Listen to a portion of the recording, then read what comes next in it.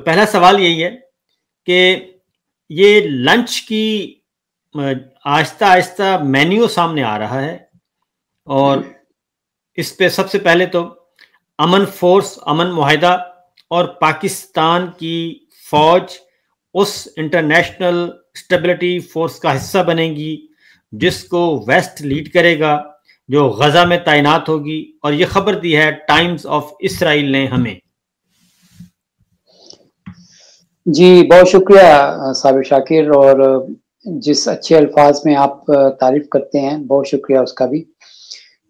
सबसे पहले तो जो आपने 17 जून का जो लंच था और जिस आबो हवा में वो लंच हुआ था, तो आपको याद होगा उस वक़्त इज़राइल जो है वो ईरान के ऊपर हमले जो थे वो कर रहा था, और ऐसे मौके के ऊपर यानी कि आपको याद होगा बिल्कुल ऐसा टाइम था कि फील्ड मार्शल आर्मी चीफ जो थे वो अमेरिका के दौरे पे चले गए थे। अमेरिकी सदर डोनाल्ड ट्रंप से उनकी मुलाकात होनी थी और इधर इज़राइल ने ईरान के ऊपर हमले की पूरी मंसूबाबंदी कर ली थी। अब ये जो लंच हुआ, ये जिन हालात और सर्कमस्टांसेस में ये लंच हुआ, उसके ऊपर तो ज़ाहिर है आपने लाखों डॉलर जो थे इस अवाम के टैक्स के खर्च किए और फिर वो लॉबी करके वो मुलाकात जो थी वो हुई थी। अब आप देखें कि उस वक़्त सूरत-ए-हाल ये थी कि बड़ी बेताबियाँ थी कि किसी तरह से अमरीकी सदर से मुलाकात हो जाए और उनका हाथ जो है, उनके आशीर्वाद जो है वो हासिल हो जाए। तो वो व्हाइट हाउस में लंच हुआ और फिर उसके बाद उसका जो मेन्यू जो था वो ओवल ऑफिस में जाके खुला, और ओवल ऑफिस में तो आपको पता है ये 2 ही लोग थे, एक फील्ड मार्शल जनाब आसिम मुनीर और फिर उसके बाद DJI lieutenant general Asim Malik.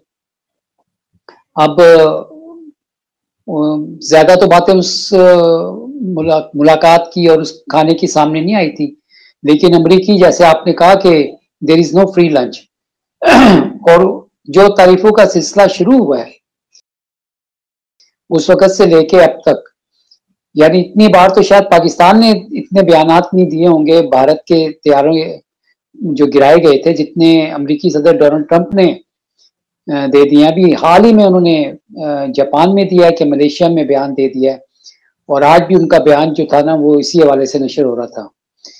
तो या तो जब कोई आपको इतनी शिद्दत से मोहब्बत करने लगे तो वो अपनी मोहब्बत का एहसास जो है ना वो दिलवाता रहता है कि देखो जानू आई लव यू, और जो मैंने मुझसे वादा किया था वो भूलना मत।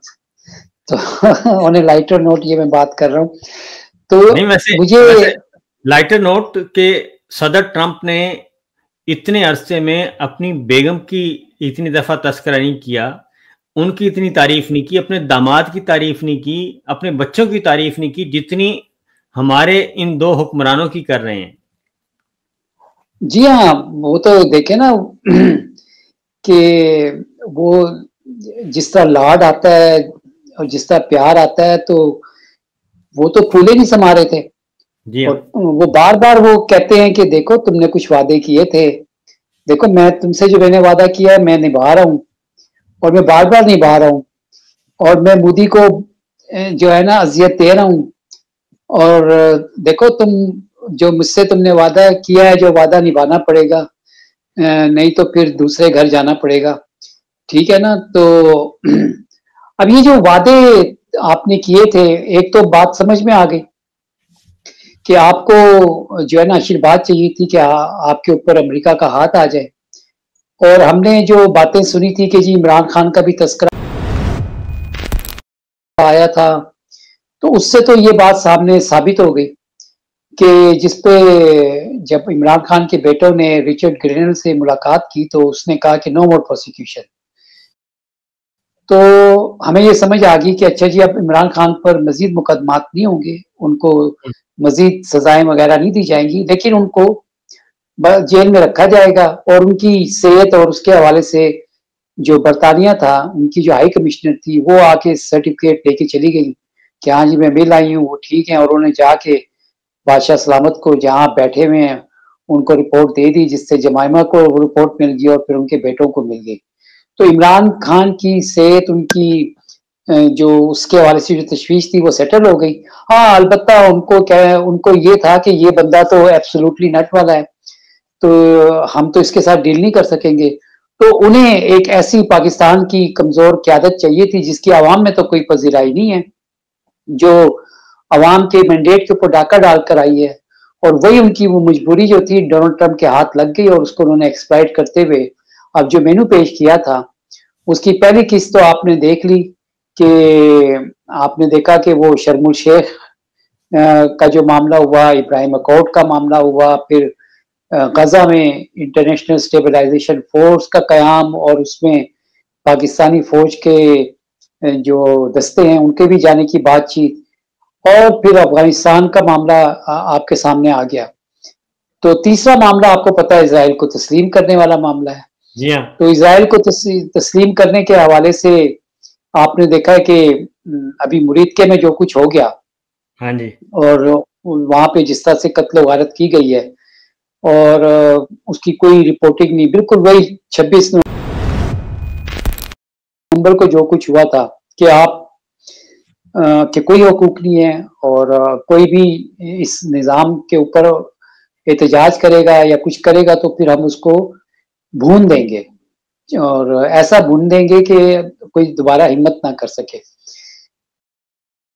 तो अब सवाल ये पैदा होता है कि आज आपने देखा कि गजा में पाकिस्तानी फौज भेजने के हवाले से मामलात खुल गए हैं, अच्छा, और पाकिस्तान के यही बात कि टाइम्स ऑफ इजराइल हमें यह खबर दे रहा है, वेस्टर्न मीडिया हमें यह खबर दे रहा है, और जो इंटरनेशनल मुबस्सरीन है वहां से हमें पता चल रहा है पाकिस्तान में मुकम्मल सेंसरशिप है, और पाकिस्तान में ये खबर देने की इजाज़त नहीं है।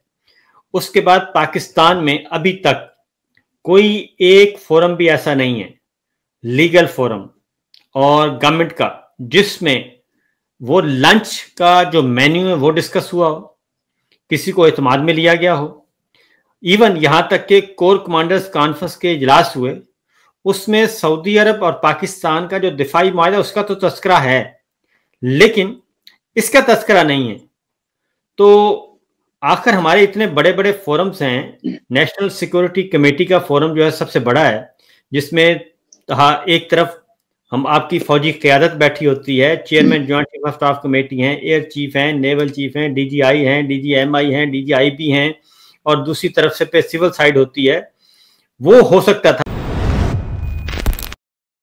वो भी इजलास नहीं हुआ, और कभी भी वो मेन्यू, वो डिमांड्स जो हैं, जो मेन्यू क्या डिमांड्स हैं, वो डिमांड्स अभी तक सामने नहीं आई, और ये बंद कमरे में ही सारा कुछ हो रहा है। जी हाँ, बिल्कुल। देखें, आपने जो दिफाई माहिदा का जिक्र किया, इवन उसके बारे में किसी को नहीं पता। जी हाँ। उसके बारे में उसकी डिटेल भी किसी को नहीं पता, और ना यहाँ पर जिस पार्लियामेंट को के चैंपियन यहाँ पे बैठे हुए हैं, जमहूरियत के दावेदार बैठे हुए हैं, उन्होंने इस चीज को गवारा ही नहीं किया। और मैं देख रहा था, पता नहीं उसमें ये जो टाइम्स ऑफ इजराइल में जो कोई आर्टिकल भी छपा है, तो उसमें वो कोई जिन्होंने लिखा है या कंट्रीब्यूट किया है, वो उसका उनका ताल्लुक पाकिस्तान पीपल्स पार्टी की सोशल मीडिया टीम से बताया जाता है। वो उनके उसके अहम रुकन है, और मैंने उसको वो देखा है। तो इसीलिए आपने देखा है कि जब पीपल्स पार्टी ने नून लीग से नाराजगी का इजहार करना हो तो वो जाकर नवाब शाह में बैठ जाते हैं, लेकिन वो जो खारजा पॉलिसी के चैंपियन बने हुए हैं, बिलावल भुट्टो, जो पाक भारत जंग के दौरान बड़े एक्टिव होकर बैरूनी दौरे कर रहे थे, आज तक उन्होंने इनसे ये नहीं पूछना गवारा समझा कि जनाब ये जो लंच हुआ था इसकी क्या तफसीलात हैं, ये जो दिफाई माहिदा हुआ है सऊदी अरब के साथ इसकी क्या तफसीलात हैं, या ये जो गजा में फोर्स भेजने का मामला है इसकी क्या तफसीलात हैं, उन्होंने बिल्कुल नहीं पूछा, क्योंकि वो ऑन बोर्ड हैं, और ये बात सामने खुलकर अब आ गई है। अब ये आपने, अच्छा, इस सारे मामले में आप ये देखें कि सवाल उठता है कि अच्छा जी पाकिस्तान के लिए या पाकिस्तान की आवाम के लिए इसमें क्या है? तो आपको ना तो कहीं सरमायाकारी नजर आ रही है, बल्कि आप ये देखें कि वो एनईडी यूनिवर्सिटी के एक आईटी के इंफॉर्मेशन टेक्नोलॉजी के स्टूडेंट हैं जिन्होंने अपनी एआई की कंपनी बनाई थी और उसको 1 अरब और 70 करोड़ डॉलर में अमेरिका ने खरीद लिया। यानी एक इंडिविजुअल ने, एक पाकिस्तानी नौजवान ने उस अपनी एक पोटेंशियल से एक कंपनी बनाई और देखें उसकी कितनी कीमत लगी है। तो अभी तक तो ये आईएमएफ से 1 अरब डॉलर लेने के लिए सालाना ये वो जो है ये पाकिस्तान की जो फाइनेंशियल सॉवरेनिटी है उसको गिरवी रखवा चुके हैं। तो पाकिस्तान के लिए इसमें क्या है? पाकिस्तान आप देखें कि 5 अरब डॉलर सऊदी अरब के जो थे उसको रोल ओवर करने की बात हो गई। 1 अरब डॉलर का वो आपको ऑयल फैसिलिटी देंगे। अच्छा 4 अरब डॉलर चीन के हैं, उनको रोल ओवर करना है। यानी कर्जे जो हैं या किसी के पैसे आप अपने अकाउंट में रख के उनको रोल ओवर करवा कर और ये उसका रिजल्ट आपको मिल रहा है। तो इसका ये मतलब है कि आपने पाकिस्तान के लिए कुछ नहीं किया, बल्कि आपने अपने जो गैर आईनी, गैर कानूनी इक़्तिदार है उसको दवाम देने के लिए आप ये सब कुछ कर रहे हैं। और उसमें ये एक इंडिविजुअल सतह के ऊपर सारे मामला तय हुए हैं जिसका किसी को बताने की आप ना ज़हमत इख्तियार कर रहे हैं। अब हो क्या गया है उसमें देखें, ये जो मिडल ईस्ट के हवाले से खारजा पॉलिसी है या अफगानिस्तान के हवाले से जो पॉलिसी है, इसके ऊपर बहुत बड़े सवालिया निशानात खड़े हो गए हैं। और ये आपको आपने खुद भी जब आप यहाँ पे थे तो आपको पता है कोर कमांडर कॉन्फ्रेंस एक ऐसा फोरम है जिसकी जब भी कोई प्रेस रिलीज आती है तो उसमें 3 चीजें बड़ी इम्पोर्टेंटली बताया जाता है। अंदरूनी और बैरूनी चैलेंजेस, अंदरूनी और बैरूनी हालात, इलाकाई सूरत हाल और बैन अल-अक़वामी सूरत हाल। अब इस कंटेक्स्ट के ऊपर ये जो खारजा पॉलिसी में मिडल ईस्ट का जो मामला है इसके ऊपर बड़ी तशवीश पाई गई है। और ये कहा जाता है कि जी जब कोर कमांडर कॉन्फ्रेंस का फोरम होता है उसके ऊपर इसका इजहार खुल के किया जाता है। हाँ, फैसला जो है वो आर्मी चीफ का ही होता है, at the end of the day he calls the shots. लेकिन अब ये जो लाइल्मी है किसी को पता ही नहीं है।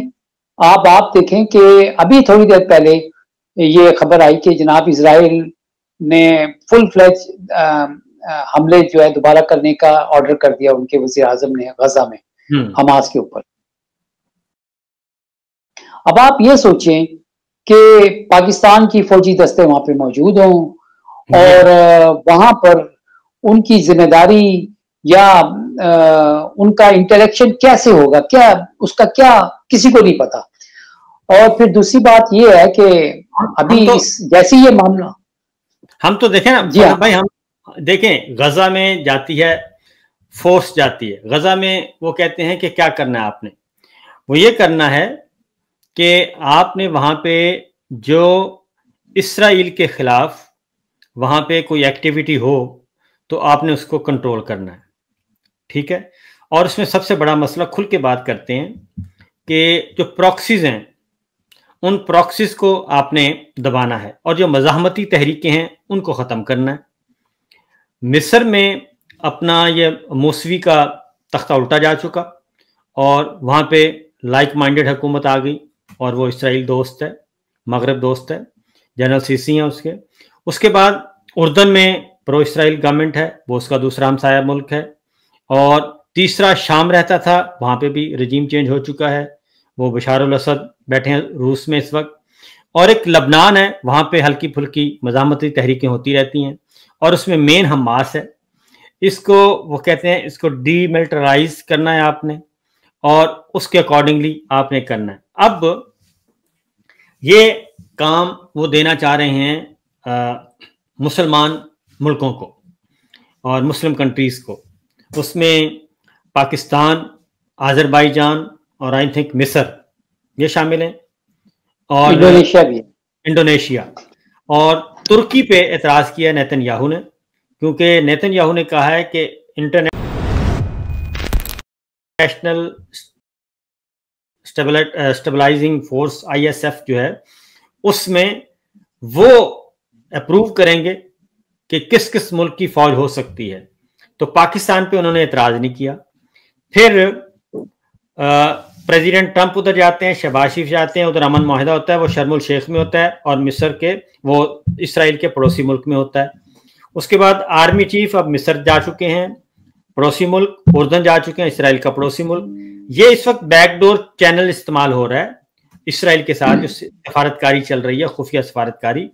इसको नाम दिया जा रहा है मिलिट्री डिप्लोमेसी का, हमारे इस्लामाबाद और रावलपिंडी में। तो ये हम इसराइल की सरहदों के पास पास हमारी फौजी क़यादत और सियासी क़यादत चक्कर लगा रही है। वहां से फ्लाई करते हैं आर्मी चीफ, उर्दन से होते हुए फौरन पहुंचते हैं सऊदी अरब, और इधर से शहबाज शरीफ साहब सऊदी अरब पहुंचते हैं। उधर फिर MBS को इत्माद में लिया जाता है और पूरी रिपोर्ट वहां पे सबमिट की जाती है। और ये सारे का सारा जो एक चेस बोर्ड तैयार करके कर रहे हैं, सवाल एक ही है कि ये सारा रियासत से बाला बाला हो रहा है, रियासती इदारों से बाला बाला हो रहा है। और आप इस्लामाबाद में बैठे हैं, मैं तो 2-3 वजीरों से पूछ चुका हूं, आप किसी भी वजीर से पूछ लें, किसी को नहीं पता होगा कि काबीना में कभी ये चीज डिस्कस ही नहीं हुई। तो तरीका क्या है? कुछ होगा, कोई सोच रहा है, कुछ सोचना चाहिए, किसी को एहसास दिलाना चाहिए। अच्छा देखें, ये बड़ा आपने अहम नुक्ता इस वक्त जो है ना, जिस तरफ आप लेकर आए हैं, मैंने आपको कहा ना कि वो जो फ्री लंच का जो मेन्यू था ना, वो अब खुल के सामने आ गया है। तो अभी आपने देखा कि जो तहफ़्फ़ुज़ आईने पाकिस्तान तहरीक है, आज उनका भी बयान आ गया और उन्होंने इसकी जो है ना मुखालफत कर दी है। फिर जो वहदतुल मुस्लिमीन के सरबराह हैं, उनकी तरफ से भी बयान आ गया। और क्योंकि जब मेन्यू सामने आ गया तो अब उसके ऊपर रद्द अमल भी आना शुरू हो गया, और अब पता चलना शुरू हो गया कि अच्छा जी ये क्या है। अब आप देखें, जब अफगानिस्तान में नेटो फोर्सेस आई थी तो आपको याद होगा कि नो बूट्स ऑन ग्राउंड, जी हाँ, ISPR की जानिब से जनरल राशिद कुरैशी तर्जुमान थे, और उन्होंने वाज़ेह तौर पर यह बयान दिया था कि पाकिस्तानी फौज अफगानिस्तान की सरजमीन में नहीं जाएगी। जबकि अमेरिकन जो थे वो ये चाह रहे थे कि पाकिस्तान को हमने नॉन नेटो अलाई बनाया है, तो पाकिस्तानी फौज भी अफगानिस्तान के अंदर आकर अलकायदा के खिलाफ कार्रवाइयों में हिस्सा ले। तो वाज़ेह पॉलिसी थी कि नो बूट्स ऑन ग्राउंड, हम उस तरफ हमारी फौजी नहीं जाएगी। अब जरा ये जो इंटरनेशनल स्टेबलाइजेशन फोर्स जिसको आपने बयान किया, ISF जी, हमारी फोर्सेस का, पाकिस्तान की फोर्सेस का बैनुल-अक़वामी फोरम के अंदर एक UN पीस कीपर्स का रोल है, जो एक अरसे दराज से Pakistani forces UN peace keepers के तौर पर जाते हैं। To be a peacekeeper is something else, और to be a international stabilization force is something else। यानी स्टेबलाइजेशन का क्या मतलब है कि आपने वहां पर एक सूरत हाल को मुस्तहकम करना है। अब मुस्तहकम कैसे करना है? एक तरफ एक मुसल्लह ग्रुप है, उसकी वजह से दावा किया जा रहा है कि जी यहाँ पर अदम इस्तेहकाम इन्होंने फैलाया हुआ है, और यकतरफा है। आपका रोल ये नहीं है कि आपने इजराइल को भी रोकना है। क्या आपके पास ये रोल आएगा कि इजराइल के एक्शन से जो अदम इस्तेहकाम पैदा हो रहा है खित्ते में, उसको आप कैसे रोकेंगे? या आप ये एक तरफा तौर पर करने जा रहे हैं कि जिनकी वजह से, यानी एक तरफ आप ये कहें जी फलस्तीनी ग्रुप है हमास, एक तरफ इजराइल है, दोनों की वजह से उस खित्ते में अदम इस्तेहकाम है, उसमें स्टेबिलिटी कैसे आएगी अगर आपके पास ये इख्तियार ही नहीं है दोनों तरफ को रोकने का? अच्छा, और आप हैं किसके निगरानी में? अमेरिका और इजराइल की निगरानी में।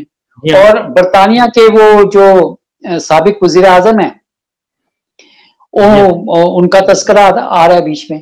तो आप मुझे ये पहले बताएं कि पाकिस्तान की नेशनल आर्मी, इतनी बड़ी national army, nuclear force, 25 crore आवाम की जवान बेटों की आर्मी, जिसके पीछे करोड़ों लोगों की दुआएं, और भाई क्या वो इधर पाकिस्तान की आर्मी जो है वो इस तरह पड़ी हुई है कि आप जाकर वहां पर जो है ना एक सिक्योरिटी कंपनी का रोल किसी की सरबराही में, ये तो ऐसे ही है कि पाकिस्तान में जब से ये वार ऑन टेरर शुरू हुई तो प्राइवेट सिक्योरिटी कंपनीज जो थी उसका बिजनेस बढ़ना शुरू हुआ और हर एक ने प्राइवेट गार्ड जो थे वो रखने शुरू कर दिए और उनको वो सिक्योरिटी कंपनी को पैसे दे रहे हैं। तो आपने अमेरिका की भी है ना जी एक ब्लैक वाटर क्या थी? जी जी, ब्लैक वाटर जो थी उसके अंदर भी वो कॉन्ट्रैक्ट पे जो है ना वो CIA के एजेंट और वो लोग होते थे जो जाके असैसिनेशन करते थे। और उसका आपको पता है रेमंड डेविस का जो केस जो था वो लाहौर में हुआ और किस तरह से सारा वो मामला हुआ था पूरी कौम को पता है। कहने का मेरा मकसद ये है कि अब आपकी जो पॉलिटिकल फोर्सेस हैं, अब तहफ्फुज़ आईन पाकिस्तान तहरीक जिसकी सरबराही अचकज़ई साहब कर रहे हैं और दूसरी तरफ अल्लामा अब्बास नासिर जो हैं, नासिर अब्बास जो हैं वो वहदतुल मुस्लिमीन के वो हैं और दोनों को सेनेट में और उसमें कौमी असेंबली में इमरान खान ने अपोजिशन लीडर नामजद कर दिया है और अभी तक उनका नोटिफिकेशन नहीं हुआ है। वो इसलिए नहीं हो रहा। जी हाँ, वो इसी वजह से शायद नहीं होगा। तो अब उनके बयानात तो आ गए हैं। अब जैसे मैंने आपको कहा कि डिबेट शुरू हो गई है, आज डॉन अखबार की लीड स्टोरी है इस हवाले से। अच्छा, उसकी कोई तरदीद भी नहीं आई है, तो ये बात तो कंफर्म हो गई कि पाकिस्तान जो है इस बात पे एग्री कर। अच्छा, अब इसके एवज में चले हम मानते हैं कि अच्छा जी हम जा रहे हैं, हमारा क्या रोल होगा, हम किसकी कमांड में हम जाएंगे, कौन होगा, ये कैसे अप्रूवल होगी, आपका जो काकूल में हलफ लिया जाता है उसके मुताबिक तो आप पाकिस्तान की सरहदों के जामिन है ना। आपको जो ड्यूटी मिली है, आपने जो दिफा करना है वो अपने मुल्क की सरहदों का दिफा करना है, ना कि आप जाकर किसी दूसरी जगह पर एक ऐसे टेरिटरी में जाकर आप किसी की कमांड में ये करेंगे। और आप मुझे ये पहले बताएं, जब कुरान में वाज़ेह तौर पर लिखा हुआ है कि यहूद और नसारा आपके दोस्त नहीं हो सकते, तो आप किस तरह से ये पेंगे बढ़ा रहे हैं? आप किस तरह से आपने जो है ये मैसेज दे दिया कि इजराइल को हमने तस्लीम करने का फैसला कर लिया है, लिहाजा आप इसके खिलाफ कोई बोलेगा तो उसको गोलियों से भून डालेंगे। और भैया आप कितने लोगों को करेंगे? 25 करोड़ की आपकी आवाम है, आप ये कर क्या रहे हैं? अच्छा, अभी आपने बड़ी दिलचस्प एक मिसाल दी इजिप्ट की, सीरिया की, इराक की। आप देखिए, मेरी बात सुने, आपको याद होगा ये बात अच्छी तरह से कि जनरल मुशर्रफ जब आर्मी चीफ थे तो ये दहशतगर्दी का के बाद जो सारा सिलसिला शुरू हुआ तो सबसे पहला बयान उनकी तरफ से आया था कि अवाम और अफवाज पाकिस्तान में कोई भी दूरी पैदा करने की कोशिश की गई तो उसको सख्ती से कुचल दिया जाएगा। अच्छा, ये बयान उनका पहले आया था। भारत की इंडिया की हमेशा से ख्वाहिश रही, अमेरिकन की हमेशा से ख्वाहिश रही कि किसी तरह से फौज और अवाम के दरमियान खला हम पैदा करें और इनको आइसोलेट करें। अब आप देखें कि अमेरिका ने जहां जहां वन मैन रूल था वो तबाह बर्बाद हो गए। इराक में कहा कि जो उनके पास वेपन्स और मैथ सेक्शन है, लिबिया के कर्नल कजाफी को आप देख लें, शाम का जो इस वक्त बशर अल असद है वो रूस में पनाह लेकर बैठा हुआ है और मुल्क के अंदर वहां पे जो बंदा दाइश के फोरम से लड़ रहा था वो इस वक्त वहां पे सदर है शाम में। जरा उनकी ये पॉलिसी देखें। तो ये जो अमेरिकी सदर ट्रंप बार बार आपको आपकी तारीफें करते हैं और आप कहते हैं I love you, you are great, I love you, you are great, आपने 7 तैयारे गिराए। आप देखें कि ये मोहब्बत जब नफरत में तब्दील होगी तो आपको ये तो पता ही है कि फिर जब एक दफा मोहब्बत होती है तो फिर उतनी शिद्दत से नफरत भी होती है। तो आप ये मत भूलें कि ये जो मौजूदा निज़ाम है इसकी कुछ कमजोरियां हैं। एक कि इस वक्त आप ये जो निज़ाम बैठा हुआ है ये फॉर्म 47 का है, जाली मैंडेट लेके और उसके ऊपर ये बैठा हुआ है। दूसरा, आप आउट गोइंग है। सर एक और चीज ऐड कर लें साथ साथ 2 बिल कांग्रेस में पड़े हैं आपके खिलाफ और रिपब्लिकन और डेमोक्रेट्स के ज्वाइंट बिल हैं, कानून पड़े हैं आपके शख्सी पाबंदियों के खिलाफ। वो आपको दिखाते हैं एक हाथ से, इधर से 2 ट्रंप टीम के 2 मेंबर जो हैं वो ट्वीट करते हैं और वो दिखाते हैं कि जनाब ये बिल मौजूद है हमारे पास, और इधर से प्रेसिडेंट ट्रंप तारीफ कर रहे होते हैं। तो इसका मतलब है वो आपको दिखा रहे हैं कि एक आपके साथ ये सलूक है और एक ये सलूक है, या तो जो लंच हमारे साथ किया है, जो कमिटमेंट्स की वो पूरी करें, या फिर ये आ रहा है, ये दोनों कानून आ रहे हैं, कांग्रेस की प्रॉपर्टी हैं। तो इस वक्त तो ये जी ये बिल्कुल आपने सही कहा, कैरेट एंड स्टिक जिसको वो कहते हैं कि अमेरिका ने, देखें आपको याद है ना प्रेसिडेंट अमेंडमेंट जो थी, जब आपने साबिक सोवियत यूनियन को अफगानिस्तान में स्टिंगर मिसाइल से उनको एक ऐसी शिकस्त दी और अमेरिका के और वेस्टर्न कंट्रीज के आदात पूरे हो गए, तो उन्होंने एक पर्सनल अमेंडमेंट जो थी वो बना के, कानून बना के रख लिया था, और जैसे ही जिनेवा अकॉर्ड हुआ तो उन्होंने उस कानून को लागू कर दिया। और ये था कि अमेरिकी सदर वेरीफाई करेगा कि पाकिस्तान जो है जोहरी प्रोग्राम जारी नहीं रखे हुए है, लिहाजा पाकिस्तान की इमदाद वो करें। तो F-16 के हवाले से जो आपने एडवांस पेमेंट्स की थी वो रोक ली थी, F-16 की डिलीवरी आपको याद है ना, तो ये उसी तरह का ये एक मामला। और उन्होंने कहा था गंदम ले लें, तैयारे भी नहीं है ना पैसे हैं, तैयारे भी नहीं है और ये भी नहीं है, तो गंदम ले लें। तो आपको कैसे उन्होंने मकसद जैसे उनका पूरा हुआ, आप फ्रंट लाइन स्टेट थे, अभी भी आपको दोबारा फ्रंट लाइन स्टेट बनाया। देखें आप सोवियत यूनियन के अगेंस्ट फ्रंट लाइन स्टेट थे, आप सो कॉल्ड वार अगेंस्ट टेरर के उसमें फ्रंट लाइन स्टेट बने, अब आप फ्रंट लाइन स्टेट यानी चौधरी जो है ना आपको मिडिल ईस्ट में बनाया जा रहा है। हाँ जी आप बड़े जबरदस्त हैं, बड़े जबरदस्त हैं, बड़े जबरदस्त हैं, और जनाब आपको वो करके, मैंने ये कहा है ना आपसे कि मुझे आप बता दें कि इस सारे मामले में पाकिस्तान या पाकिस्तानी अवाम किधर खड़ी है। आप तो सरमायाकारी देख लें, अच्छा जी आप तिजारत देख लें। फखर भाई मैं सरमायाकारी की तरफ पहले बाद में आता हूं, लेकिन हमें 10 मोहल्ले छोड़कर अपने मोहल्ले की लड़ाई अभी हमारी ठीक नहीं हुई। 10 मोहल्ले छोड़कर हम 15वें मोहल्ले में जाके चौधरी बन रहे हैं, नंबर 1। नंबर 2, क्या हमारी पाक अफगान सरहदें महफूज हैं? नहीं है। क्या हमारी ईस्टर्न बॉर्डर महफूज है? नहीं है। क्या हमारा पाक ईरान बॉर्डर महफूज है? नहीं है। 3 बॉर्डर हमारे गैर महफूज हैं। वहां पे अच्छी खासी, एक तो आपने कहा अभी इस वक्त लड़ाई चल रही है, दो महाजों पे, 2 बड़े महाजों पे लड़ाई हो चुकी है। उसके बाद जो ओथ होता है फौजी भाइयों का, जो अफसरों का, अभी काकोल में चंद दिन पहले हुआ, वो तो है टेरिटरी ऑफ पाकिस्तान का। यही है ना कि पाकिस्तान की दाखिली खुद मुख्तारी जो कुरियाफाई हुदूद की हिफाजत करेंगे आईने पाकिस्तान के तहत। तो क्या अभी हम अपने जवानों और अफसरों के जो लाशें हैं वो वसूल कर रहे हैं पाक अफगान बॉर्डर पे, पाक इंडिया बॉर्डर पे, पाक ईरान बॉर्डर पे, ठीक है? तो क्या हमारी माएं और हम अपने जवानों और अफसरों के लाशें वहां से वसूल करेंगे? जी आप ये देखें कि वो मुल्क इजराइल जो ना यूएन को मानता है, ना यूएन सिक्योरिटी काउंसिल की किसी करारदाद को मानता है, ना इंटरनेशनल लॉ को मानता है, ना किसी कानून की वो पासदारी करता है। कल को वो पाकिस्तानी अफवाज के ऊपर बमबारी कर दे तो फिर उसके बाद जो शहादतें होंगी उसकी जवाबदेही कौन करेगा?